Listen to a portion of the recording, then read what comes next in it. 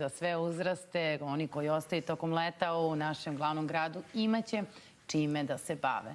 A ko je nastavnik iz fizike iz Zaječara koji se ove godine zajedno sa Veselom Mačkić, učiteljicom iz Novog Sada, takmiči za nagradu najbolji nastavnik koja prvo mesto donosi neverovatnih $1.000.000. Upravo vam ga predstavljamo sada. To je Mladen Šljivović, nastavnik fizike iz Zaječara. Mladene, poštovanje, dobro jutro. Hvala što ste naš gost. A sa nama je i Tamara Mihajlović iz Udruženja Živojin Mišić, koja zapravo organizuje ovo nacionalno takmičenje.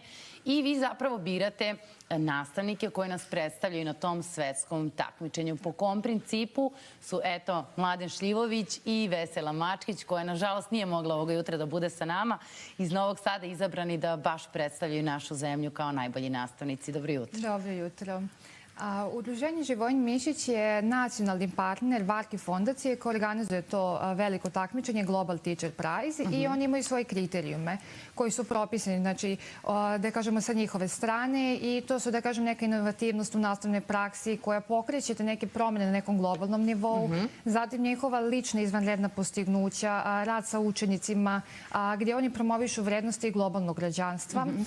Zatim tu su inovativnost u samom njihovom radu, njihova uticaj na zajednicu i njihova prepoznatljivost u zajednici. Znači, oni su već nastavnici i učitelji kojih je zajednica i tekako svesna njihove vrednosti i onda na osnovu svih tih kriterijuma mi smo odlučili, naravno, u skladu sa eksternom komisijom koju čine Bane Ranđelović, Vigor Majić, Srđan Verbić, Dragica Pavlović-Babić, Zoran Stanojević, Ivana Cenerić i naravno udruženje, da baš Vesela i Mladen budu predstavnici Srbije ove godine na velikom takmičenju. A da li su se oni sami prijavili ili je zapravo njih neko drugi prijavio? Oni mogu i sami da se prijave ili može neko drugi. U ovom slučaju njih dvoje su se sami prijavili, pošto svi oni koji su nagrađeni najbolji edukatori Srbije mogu da se prijave na ovo takmičenje. I svakako jeste Mladen, profesor fizike iz Zaječara, najnagrađivaniji. Možemo da kažemo da u poslednjih 15 godina, nakon osnovne škole, sada ste i u srednjoj, više od 33 nagrade na republičkim takmičenjima. Mladene, impozantna brojka. Kako inspirišete, evo sada, srednjoškolce i osnovce da zapravo vole fiziku? Pa pre svega, ako radite za pripreme za takmičenje, vi morate da shvatite da nije dovoljno samo imati talenat, potrebno je i voleti fiziku, inače ništa nećemo da uradimo. Ja imam ogroman broj učenika koji su fenomenalni talenti za fiziku, ali su se pronašli u nekim drugim oblastima, poput političkih nauka, psihologije. Ja sam u stvari i tada nekako ostao uz njih, pokušao da im pronađem neke druge načine koji bi se oni zanimali. Ali oni koji ostanu uz mene i koji reše da se bave fizikom, mogu da im garantujem da ćemo raditi, odgovarati na sva pitanja i to je jedna energija koju mi napravimo kad mi okupimo decu, učenike od 6. razreda do 4. godine srednje škole u jednoj učionici, to je naravno bilo pre ovih mera, i krenemo sa jednim radom koji u početku krene 2-3 časa, onda se to nekad produži, nekad ja ne mogu da idem kući jer mi oni ne daju i tako jednostavno ta energija je ta koja ih drži. Tamara, prethodnih godina nazad organizujete ovo nacionalno takmičenje za najbolje nastavnike. Mene zanima u čemu će se zapravo Mladen i Vesela takmičiti? Šta je ono što oni tamo treba da predstave i kako će uopšte izgledati to celo takmičenje i gde će biti održano i kada? Da, Global Teacher Prize se, da kažemo, održava sada već od 2015. godine. Mi šaljemo naše nastavnike koji predstavljaju Srbiju od 2016. godine i mi smo već sada poslali te, da kažemo, aplikacijne listove koje su oni imali prilike da popune, gdje su naravno morali da odgovore na niz pitanja koji se zaista odnose na njihovu praksu, njihov uticaj na zajednicu, njihovo dalje razmišljanje o tome kako će potrošiti nagradu i tako dalje. Neki sledeći korak u takmičenju jeste njihov izbor za 50 najboljih nastavnika na svetu. On bi trebao da se desi najkasnije u septembru mesecu. Zatim imamo top 10, to će se desiti do kraja oktobra i naravno ima svečana dodela u Londonu. Ona treba da bude u novembru mesecu. Mi nismo baš sigurni da će biti taj redosled, naravno zbog ove pandemije, ali se nadamo da će zaista biti tako. Svake godine se tu takmiči više od 1000 nastavnika iz Tako je. sveta koji žele da sebe prikažu na najbolji način i da li je istina da Srbija i njeni nastavnici uvek uđu u taj top 50 najboljih? Zapravo da. Mi smo do sada, eto, već 3 godine za redom imali nastavnika koji je prošao među 50 najboljih na svetu, što zaista jeste veliki značaj i opet daje taj neki pozitivni impuls našem obrazovanju u Srbiji i velika je čast što imamo takvu priliku da budu među 50 najboljih na svetu i njima na tom ličnom nivou dosta znači. Mogu da se umreže sa svojim kolegama iz čitavog sveta, da razvijaju svoju kvalitetnu praksu i efektivnu praksu koja je jako važna. Jeste, svakako je važna.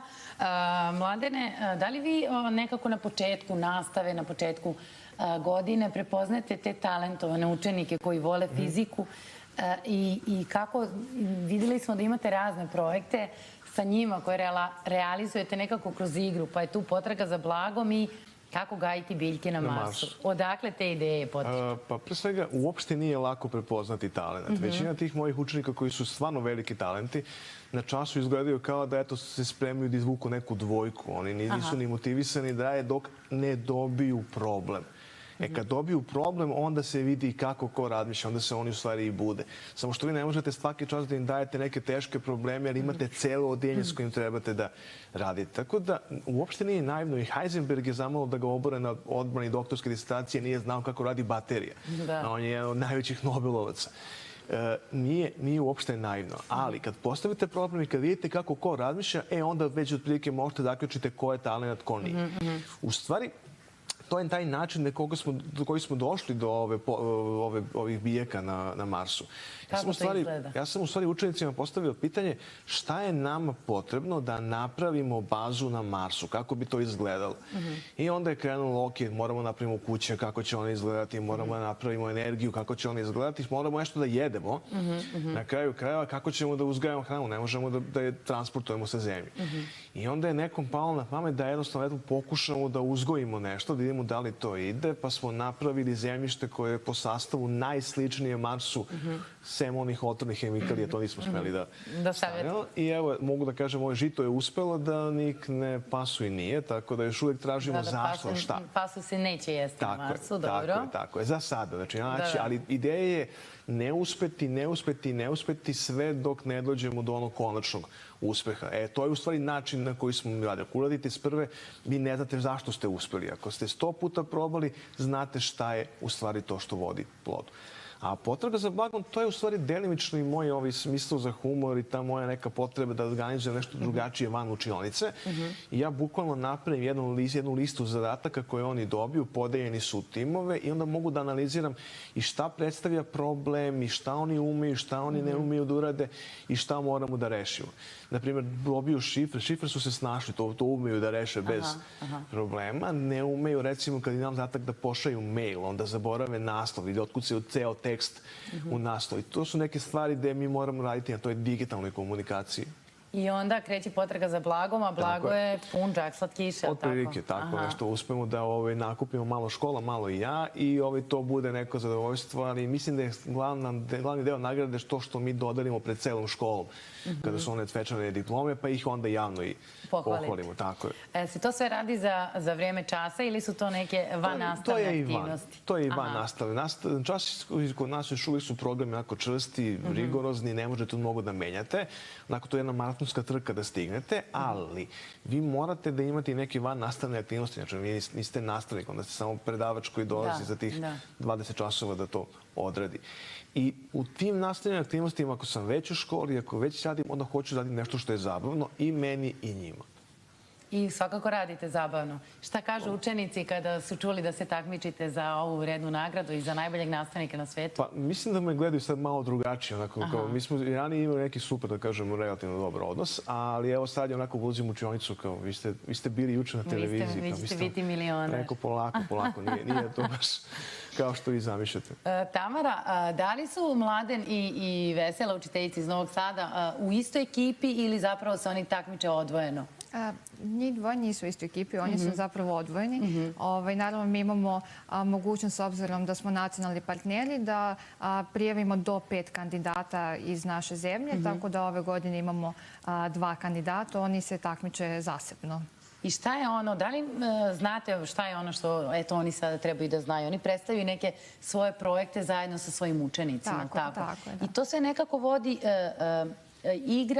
igrom kroz učenje, je li tako? To je nešto što se danas, eto, najviše ceni i što drži pažnju učenicima. Tako je. To je neke inovativne, zaista nastavne prakse koje mogu da doprinesu na tom globalnom nivou. Njima je to jako važno. I onda zbog toga su izabrani.